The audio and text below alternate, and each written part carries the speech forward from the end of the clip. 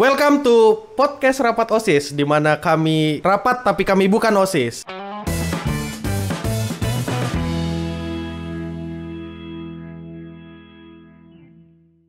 Pokoknya hari ini aku ngundang animator yang GG. Ya, ini dia. Kita langsung pindah scene aja biar kelihatan animatornya. So, what's up? Iya. Kau gak mau perkenalkan diri dulu gitu, pakai bahasa Jawa gitu? Nama gue Gitrif, gue dikenal online Gitsash biar gampang nyebutnya. Soalnya kalau Gitrif ngejanya susah, bacanya susah. Gue cadel, gue nggak bisa bacanya juga. Jadi gitu aja.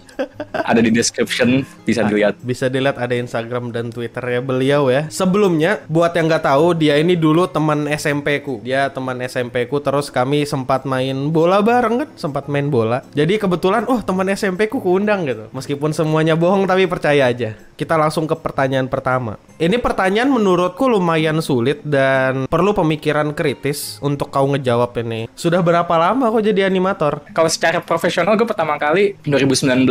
Itu pertama kali profesional, kayak gue animasi dibayar. Jadi animator itu kan harusnya dimana kita bikin animasi. Nah, gue bikin animasi pertama kali 2016. Karena sebelum-sebelumnya gak punya tablet gitu kan, komputer. Gak kepikiran gitu kalau harus mau bikin animasi. Nggak, dulu hobi gambar doang dari kecil. Kau ada kayak pendidikan animasi atau ini khusus gak? Atau kau jangan-jangan anak hukum yang tiba-tiba belajar animasi gitu? What a coincidence ya, gue anak teknik. Oh, let's go teknik, let's go. Aku teknik mesin, men. Kau teknik apa kemarin? Teknik fisika. Kau pertama kali kerja itu di project apa? Musik videonya Yellow Claw, DJ duet kalau nggak salah dari Belanda. Ya itu Yellow Claw bikin musik video namanya Amsterdam. Nah, itu tuh dapetnya dari Mas Irul Pinter di Instagram. Dia datang ngajak aja kayak mau bikin musik video ini, mau ikutan nggak gitu.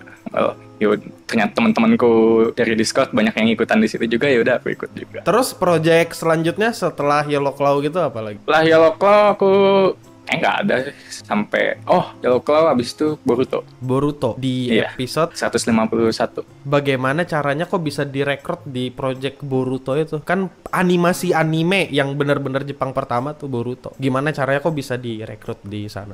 Aku nggak tahu ya, karena seperti pada normalnya tuh biasanya, karena yang rekrut kan production assistant Seisaku Shinko. Itu dia kalau misalnya untuk animator-animator asing ngerekrut entah lewat email, tapi juga mereka tahu emailnya dari network mereka sendiri. Mereka ada networknya gitu. Kalau kata Aswin sih gitu. Tapi aku nggak tahu benernya kayak gimana. Tapi mayoritas sekarang untuk animator asing dapatnya lewat Twitter. Aku waktu itu ngepost di Twitter, karena waktu itu lagi ada animation challenge gitu waktu November 2019. Aku ikutan aja kan, pasang hashtag. Mungkin aku ngerasa production asistennya si PA ini ngira aku tuh bagian dari komunitas itu, walaupun aku cuma orang luar pakai hashtag gitu. Karena di episode itu animator yang kerja di situ mayoritas anggota komunitas itu yang aku bukan. Oh, ini kayak penyusup Among Us ya, ada Among Us. Kenapa mereka nyarinya lewat sosial media gitu? Apa mereka nggak punya talent management nggak di sana atau gimana? Aku rasanya sih paling ya karena ini industri mereka kan konservatif gitu. Jadi mereka mungkin networknya nggak luas. Jadi mungkin mereka melihat Twitter sebagai hal yang wow, gue bisa ngelihat ke seluruh dunia gitu. Jadi udah kesukaan. Menurutmu gimana kondisi dan tekanan waktu kau ngerjakan animasi gitu? Karena nggak sedikit gitu berita yang ngasih tahu kalau banyak pekerja yang dikejar deadline atau revisi yang berkali-kali dan akhirnya bisa stres dengan gaji yang tidak seberapa tadi gitu.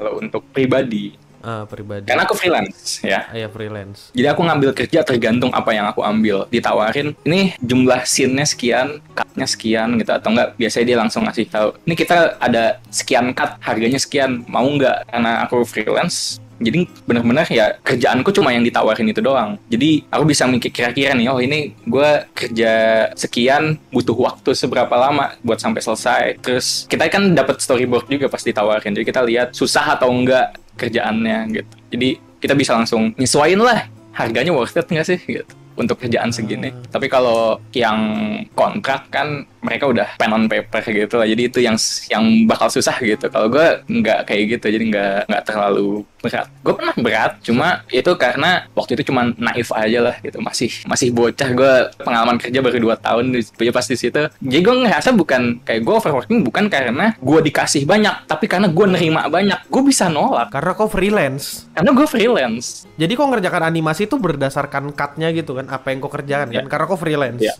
Mereka ada bayaran khusus kah, kayak misalnya ini tingkat kesulitannya segini, misalnya ini kayak kerjakan Sakuga gitu, terus ini ngerjakan scene yang mulutnya cuma flip-flop gitu. Itu ada kayak perbedaan bayaran nggak? Atau tergantung proyek sih, karena ini bukan aku ya, ini kan aku ngobrol-ngobrol sama teman-teman kan, jadi berdasarkan pengalaman teman-temanku juga, bukan nggak cuma pengalamanku sendiri. Itu ada yang kayak gitu, jadi kayak mereka udah nentuin kayak, oh ya cut sekian sampai sekian tuh cut action gitu, bayarannya sekian. Tapi kalau yang ini cut gampang, bayarannya cuma segini. Tapi aku coba pernah lihat itu 2 kali. Sisanya sama, standar, kata potongannya. Attack of Destiny ini kan bisa didebatkan salah satu project yang cukup besar ya namanya ya. Karena melibatkan 2 nama studio yang tidak asing di telinga orang-orang gitu.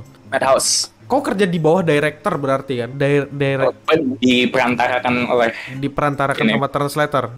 Sama Shinko-nya, sama PA. Production assistant. Sorry, production assistantmu dari siapa? Dari mana? Production assistantku namanya Shimoyama-san. Dia yang kontak aku pertama kali lewat Twitter. Terus habis itu sampai selesai itu aku kayak lewat Twitter DM bolak-balik, ngirim file bolak-balik. Terus kayak menjadwalkan buat meeting sama directornya juga sama dia. Gimana rasanya setelah kau bekerja sama beliau? Pengalaman manis deh, biar asik dulu kan, yang manis-manis dulu diingat. Berdasarkan pengalaman ya, PA orang Jepang aku paling seneng. Maksudnya aku juga PA dihitung masih pakai jari, paling cuma sama 5 PA doang kontak sama PA orang Jepang. Itu favoritku, Shimoyama nomor 1 untuk sampai saat ini. Kenapa tuh paling enak? Karena dia ngobrolnya nggak terlalu formal. Biasanya orang-orang di Jepang kan kayak di kantor kan kayak semua tiap ngomong selalu otsukare sama gitu kan.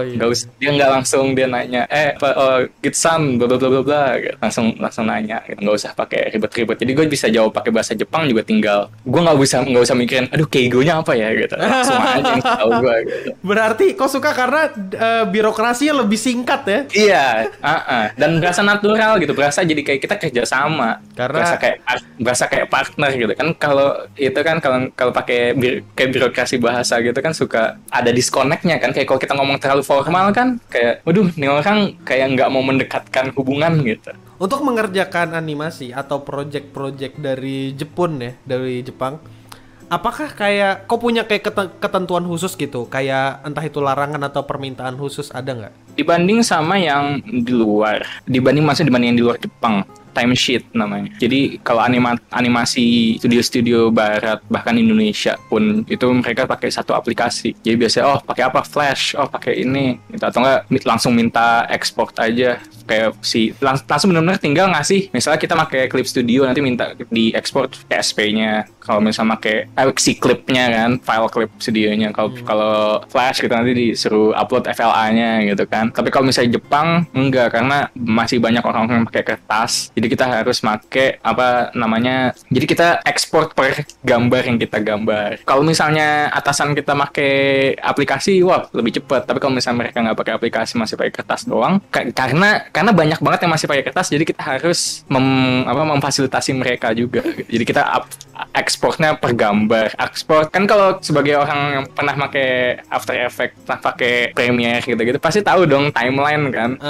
Kayak objeknya di mana-mana itu ditulis pakai tabel. Manual dong berarti. Mereka masih pakai mesin fax juga loh kalau kupikir-pikir. Iya sih, jadi masuk akal sih sebenarnya. Tapi jadi yang beda di Jepang itu doang tuh sebenarnya. Yang pahit-pahitnya kok kerja di Take Off itu apa? Gak juga sih, mungkin karena passion ya, gue suka semua jadinya. Karena passion ya, bias passion. mau bahkan si Shimo yang mengejar-ngejar kayak ayo harus submit sekarang. Kalau misalnya submit kayak waktu itu pernah, karena gue juga yang telat, jadi kayak harus deadline-nya 2 hari lalu gitu. Kayak gue benar-benar kayak ngerasa kayak waduh, ini karena kayak mungkin gue masih baru, jadi gue ngerasa perfeksionis banget gitu rasanya. Yang padahal ini karakter kecil, mukanya nggak usah digambar, nggak apa-apa gitu. Tapi gue gambarin benar-benar dengan hati semua gambarnya kan satu-satu. Bentar, itu episode berapa? 10. Terus dia bilang gini, kan gue bilang gue cuma bisa apa si tinggal Titan doang nih yang belum, sisanya udah gitu. Ya udah submit dulu aja. Terus habis itu gue kayak waduh panik, waduh gimana nih, gue nggak selesai kerjaannya. Terus dia bilang ya udah deh mundurin sekian jam nggak apa-apa, oh sekian jam ini cukup gue kerjain gitu buru-buru. Paling kayak gitu doang, cuma gue ngerasa itu challenge sendiri. Mungkin nggak bakal tahan kalau kayak gitu tiap hari, cuma kalau misalnya untuk kayak kali tahun sekali sekali nggak apa-apa lah ya gitu. Oke. Apakah bekerja di scene anime 2D di Jepang itu worth your time? sangat Oh, sangat. worth, kalau menurutku sangat worth it. Mungkin karena aku bisa ya itu kayak dari awal lagi yang gue bilang, karena gue privilege gitu, gue bisa tinggal sama orang tua gitu kan, jadi gue nggak usah bayar kos, jadi ngerasa oh gajinya rendah. Well, gue di Indonesia gaji miskin di sana, average di sini gitu kan. Gaji miskin di sana, average di sini. Iya sih, kan beda negara, bener masuk akal. Ya gitu kan. Gitu. Jadi kayak kalau gue ngitung gaji, kalau gue punya gaji sekarang, terus gue tinggal di sana, gue nggak kuat. Tapi kalau misalnya gue tinggal di sini, gue kuat. Gue bisa beli gadget gitu-gitu. Kayak bisa menjalankan hobi lah, kerjaan kayak kerja kayak gini, kerja animator gini. Bisa, oh gue mau upgrade tablet bisa gitu karena gaji luar kerja tinggal di sini gitu. Jadi kalau misalnya tanya worth your time, sangat. Dan apalagi setelah kerja kayak gini kan, mungkin dulu dibilang kayak nggak worth your time. Kenapa? Karena duitnya dikit. Emang dia worth-nya nggak sebesar worth-nya kerja di yang bayarannya lebih bagus. Tapi sebelum kita bisa kerja di bayaran yang lebih bagus, kita di sini dulu. Mereka ngeliat, oh kamu pernah kerja di anime, keren, kerja sama gue. Kau ada tips nggak buat orang-orang yang tidak berprivilege tapi ingin bekerja di industri animasi dan mereka sudah punya kemampuan gitu atau belum punya kemampuan? Kau ada tips dan trik tidak? Semua yang aku bilang berdasarkan pengalamanku dan apa orang-orang yang aku lihat. Seberapa privilege kamu gitu. Jadi kalau aku misalnya pas kuliah kayak allowance-nya cukup besar, jadi bisa nabung beli tablet misalnya. Terus ada orang yang waduh gue nggak bisa karena tablet sekarang murah, kayak paling murahnya 600.000 udah dapat Wacom One. Tapi kalau misalkan kadang kan mikir orang dapetin 600.000 susah banget gitu kan. Gitu, itu gimana caranya? Oh bisa pakai HP, punya HP nggak gitu kan? Seberapa kurang sih gitu? Gue harus ngasih lantainya nih.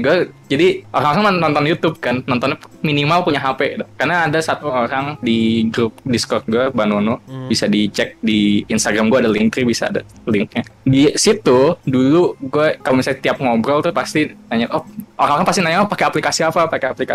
Gue pakai aplikasi Clip Studio paling enak, tapi kan bayar. Sebelumnya pakai After Effects, pakai Flash kan gitu lah tahu. Yeah. Jadi itu udah nggak usah mikirin duit lagi, udah nggak usah mikirin privilege. Nah itu aku kalau misalnya dulu selalu ngomongin oh gadgetnya apa gitu, selalu nanya aplikasi, pasti orang pada nyebut aplikasi komputer dong kan, pakai Flash atau pakai Clip Studio. Nah aku waktu dulu tuh selalu kayak, maksud dulu aku nggak terlalu suka kayak dia, cuma akhirnya dia improve juga, akhirnya sekarang punya laptop juga, karena waktu pas dia start dia mainnya di HP. Siapa itu? Sekarang dia Cheesy.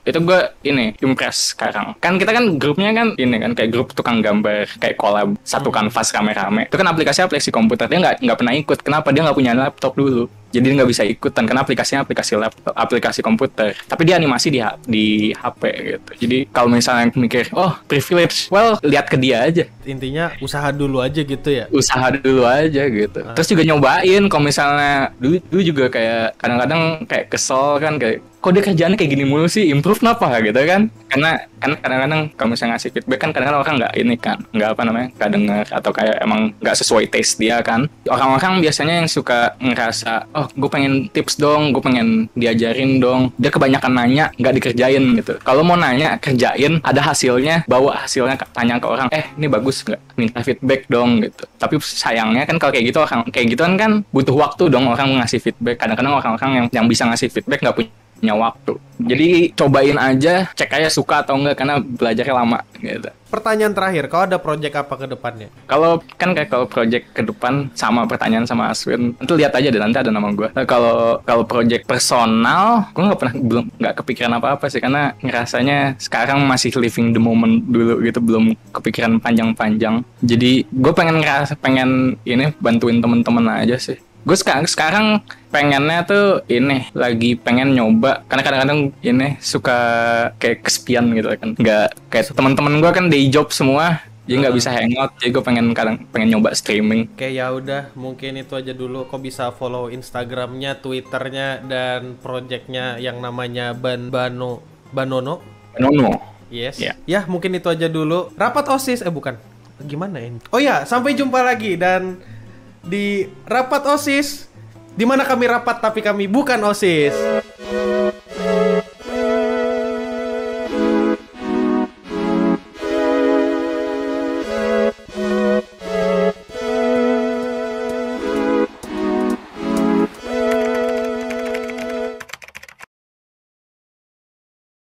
Kan YouTube protes kayaknya kan nggak ini doang, judul doang biar pada nonton ya nggak? Nggak juga sih, aku coba pengen nulis saya protes gitu biar orang trigger aja gitu.